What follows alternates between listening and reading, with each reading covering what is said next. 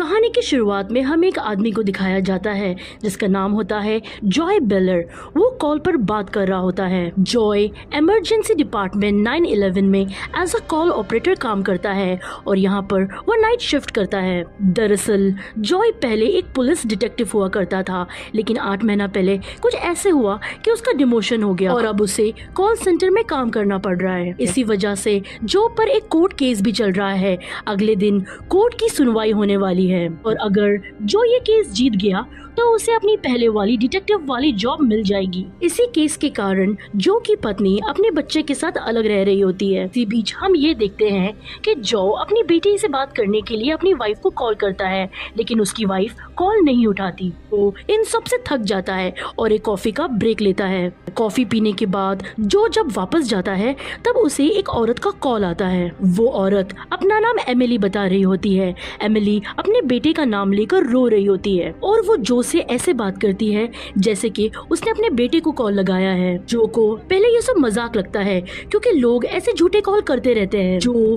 Call काटने वाला होता है, लेकिन तभी उसे एक आदमी की आवाज सुनाई देती है जो एमिली पर चिल्ला रहा होता है। अब जो को ऐसा लगता है कि वो आदमी ने एमिली को किडनैप किया है। जो एमिली से कहता है कि मैं समझ चुका हूँ कि तुम मुसीबत में हो। अब मैं तुमसे कुछ सवाल जवाब करूंगा जिसका जवाब तुम्हें हाँ या ना में देना होगा ताकि किडनैपर को शक ना हो। जो एक एक करके एमिली से जानकारी लेना शुरू कर देता है, जिससे उसे ये पता चलता है कि एमिली के किसी अपने ने ही उसे किडनैप किया है और वो उसे व्हाइट वैन में बिठाकर शहर से बाहर ले जा रहा है। लेकिन जो को एमिली की एग्जैक्ट लोकेशन नहीं पता होती है, इसलिए जो कॉल को होल्ड पर रख देता है और हाईवे पेट्रोलियम टीम को कहता है कि शहर से बाहर जाने वाले सभी रास्ते बंद कर दो और वहाँ से जाने वाली सभी व्हाइट वैन की तलाशी लो। जिस पर पेट्रोलियम टीम कहती है कि ऐसा करना पॉसिबल नहीं है क्योंकि पूरे शहर में इमरजेंसी की सिचुएशन है। पास के जंगल में आग लगी हुई है और सभी लोग जल्द से जल्द शहर से बाहर जा रहे हैं, इसलिए हम किसी एक की जान बचाने के लिए सबकी जान खतरे में नहीं डाल सकते। किसी भी तरीके से हाईवे को बंद नहीं किया जा सकता है। अब जो परेशान हो जाता है उसे वापस एमिली का कॉल आता है। अब एमिली बात करते समय वैन वर्ड का इस्तेमाल कर देती है, जिससे किडनैपर को एमिली पर शक हो जाता है और वो आदमी एमिली से फोन छीन लेता है। अब जो को चैन की सांस तभी आएगी जब वो एमिली को बचा लेगा। अब जो को एमिली का फोन नंबर चाहिए, इसलिए जो एमिली के फोन नंबर को पुलिस के डेटाबेस में डालता है, जिससे जो को एमिली के घर का एड्रेस और घर के नंबर का पता चल जाता है। तो एमिली के घर के नंबर पर कॉल करता है तो फोन 5 साल की एक छोटी बच्ची उठाती है जो कि एमिली की बेटी होती है जिसका नाम एबी है।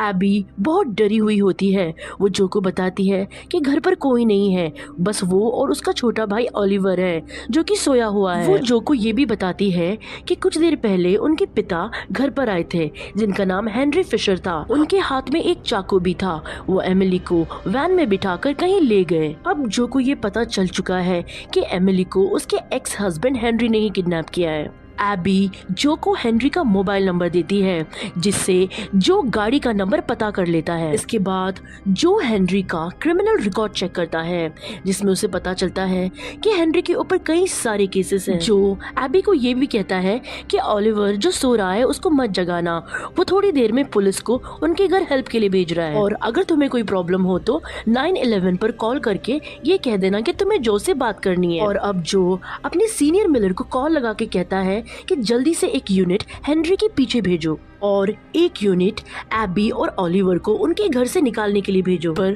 उसका सीनियर ये कहता है वो सिर्फ एबी और ओलिवर को बचाने के लिए यूनिट भेज सकता है। मिलर उसे ये भी कहता है कि ये सब तुम्हारा काम नहीं है, तुम्हें सिर्फ कॉल ऑपरेटिंग के लिए रखा गया है और कल तुम्हारी गवाही है और मैंने तुम्हारे लिए झूठे गवाहों को तैयार कर दिया है, इसलिए तुम ये सब ना करो, अपने केस पे ध्यान दो। जो मिलर की बात सुनकर शांत हो जाता है।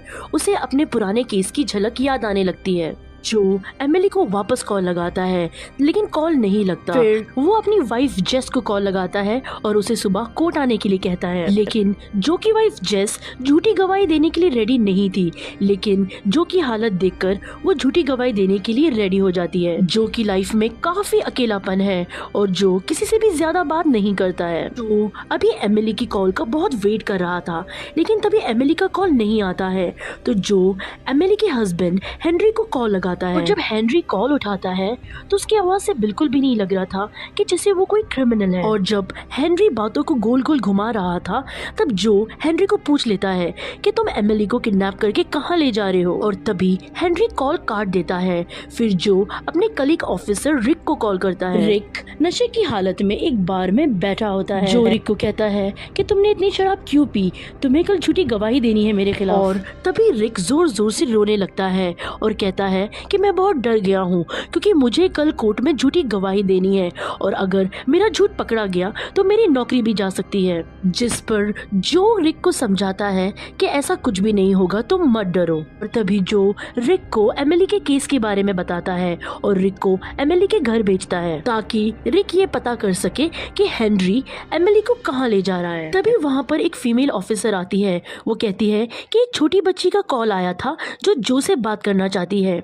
जो समझ जाता है ये कॉल एबी का है। और जब जो एबी से बात करता है तब एबी जो को ये बताती है कि बाहर दरवाजे पे कोई आया है। तब जो एबी को कहता है कि वो पुलिस है, वो मैंने तुम्हारी मदद के लिए भेजा है। तब जाकर एबी दरवाजा खोलती है। पुलिस ऑफिसर जो को ये बताता है कि एबी के कपड़ों में खून लगा है जो कि एबी का नहीं है। घर की तलाशी लेने के बाद ये पता चलता है कि ये खून उसके छोटे भाई ओलिवर का है। इसका मतलब ओलिवर सो नहीं रहा था, उसकी मौत हो चुकी है। उसके पेट में बार बार चाकू को मारा गया था।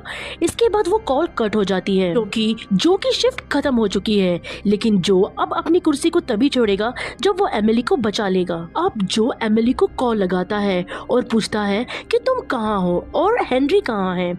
तब एमिली बताती है कि हेनरी ड्राइव कर रहा है और मैं फ्रंट सीट में बैठी हुई हूँ। फिर जो एमिली से ये पूछता है क्या हेनरी ने सीट बेल्ट लगा रखी है।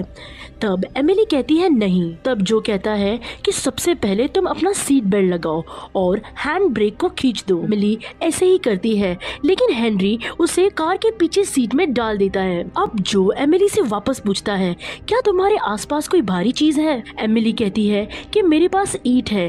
तब जो उसे कहता है कि अगर हेनरी कार रोककर तुम्हारे पास आएगा तो तुम उसे जितना जोर से हो सके उतनी जोर से ईंट से मारना क्योंकि हेनरी यही डिजर्व करता है। जिससे बातों ही बातों में एमिली जो से कहती है कि हेनरी इतने गुस्से में क्यों है मुझसे, मैंने तो ओलिवर के पेट से सिर्फ कीड़े तो निकाले थे, से अभी वो देखो इतना शांत है। ये सब सुन के जो हैरान हो जाता है और कहता है कि प्लीज मुझे और थोड़ा डिटेल में बताओ कि क्या हुआ था और तुमने क्या किया। तभी एमिली जो से कहती है कि ओलिवर सुबह से रो रहा था क्योंकि उसके पेट में दर्द था।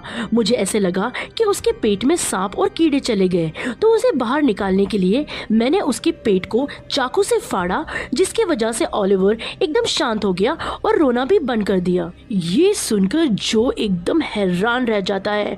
उसे पता चल जाता है कि हेनरी की कोई गलती नहीं है। दरअसल ओलिवर को एमिली ने मारा था। हेनरी तो अपनी बच्ची को बचाने के लिए एमिली को दूर ले जा रहा था। और दूसरी तरफ एमिली को किसी भी तरह का पछतावा नहीं होता है क्योंकि जो ने कहा था कि हेनरी यही डिजर्व करता है। अभी जैसे ही हेनरी एमिली के पास जाता है तब एमिली उस ईंट से जोर से हेनरी को मारकर भाग जाती है। और ये सब जो फोन से सुन रहा होता है जिसे सुनकर जो की हालत बिगड़ने लग जाती है।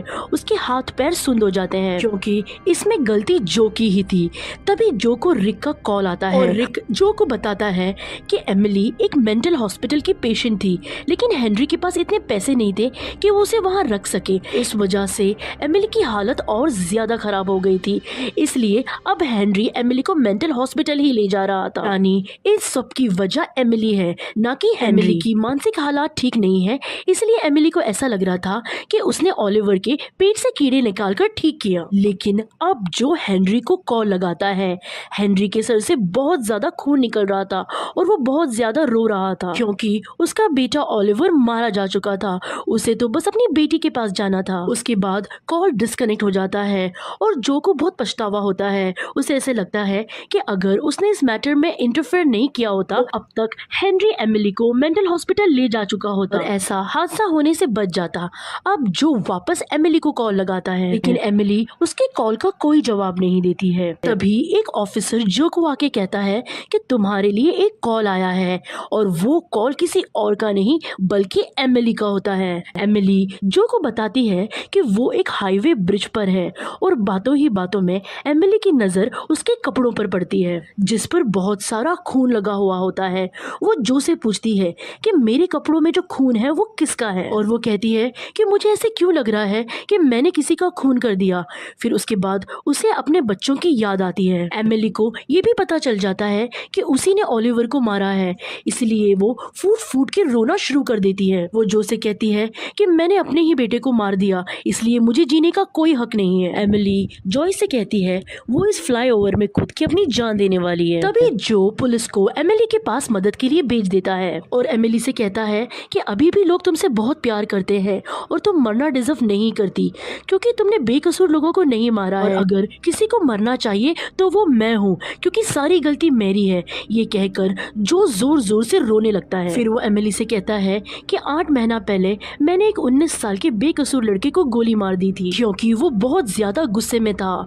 जो कहता है कल कोर्ट में मेरी सुनवाई है और मैंने बहुत सारे झूठे गवाह रेडी किए हैं कि मैंने उस बच्चे को नहीं मारा। अगर देखा जाए तो यहाँ पर एमिली और जो दोनों की सिचुएशन सेम है, दोनों की मानसिक हालात ठीक नहीं है, इसलिए वो समझ नहीं पाते कि क्या सही है और क्या गलत। लेकिन इन दोनों में एक फर्क है। एमिली को जब सच्चाई का पता चला तो वो अपने आप को गिल्टी फील करती है और अपने आप को सजा देना चाहती है, और वहीं दूसरी तरफ जो को मालूम है कि उसने जेकब को मारा है लेकिन वो अपने आप को गिल्टी नहीं मानता। इसी वजह से जो की पत्नी उससे दूर रहती है। जो ने 8 महीने में पहली बार किसी से इतनी खुल के बात की है जिससे जो का मन काफी हल्का हो गया। तभी एमिली के पास पुलिस वाले आ जाते हैं। सायरन की आवाज सुनते ही एमिली परेशान हो जाती है और जो से कहती है कि अब वो मरने वाली है और फोन काट देती है। तब जो वहाँ पे रोने लगता है। उसे लगता है कि उसकी गलती की वजह से एमिली ने फ्लाईओवर से कूद के अपनी जान दे दी। बार बार फोन लगाने पर पुलिस वाले फोन उठाते हैं और कहते हैं कि एमिली कूदने ही वाली थी लेकिन हमने उसे बचा लिया। ये सुन के जो की जान में जान आती है क्योंकि उसे ऐसा लगता है कि उसकी वजह से किसी की तो जान बची। जो की ये खुशी और भी दुगनी हो गई जब जो को ये पता चला कि ओलिवर अभी भी जिंदा है और उसे आईसीयू में शिफ्ट किया गया है। जो ने आज 2 जाने और एक परिवार को बिखरने से बचा लिया था, पर एक परिवार को उसने 8 महीने पहले उजाड़ दिया था। जो को अब अच्छे और बुरे के बीच का फर्क समझ में आने लगा था। अपने बुरे काम को याद करता है और उसका प्रायश्चित करना चाहता है, इसलिए वो अपने दोस्त रिक को कॉल करता है। कहता है कि कल सुबह कोर्ट में झूठी गवाही मत देना, जो कुछ भी हुआ था सच सच बता देना। रिक कहता है कि वो ऐसे नहीं करेगा, इससे जो को सजा मिल सकती है। कहता है कि तुम अपनी बेटी से भी नहीं मिल पाओगे। जो इन सब का अंजाम जानता था लेकिन वो अपने पापों की प्रायश्चित करना चाहता था, इसलिए जो एक एक गवाहों को कॉल करता है और उन्हें कोर्ट में सच कहने के लिए कहता है। अंत में जो एक न्यूज जर्नलिस्ट को कॉल करके अपने साथ हुई सारी घटनाओं के बारे में बता देता है। कोर्ट में फैसला जो के खिलाफ आता है लेकिन फिर भी वो आज बहुत खुश था क्योंकि उसने अपनी जिंदगी की सबसे बड़ी जंग जीत ली। इसी खुशी के साथ जो की ये कहानी यही खत्म होती है।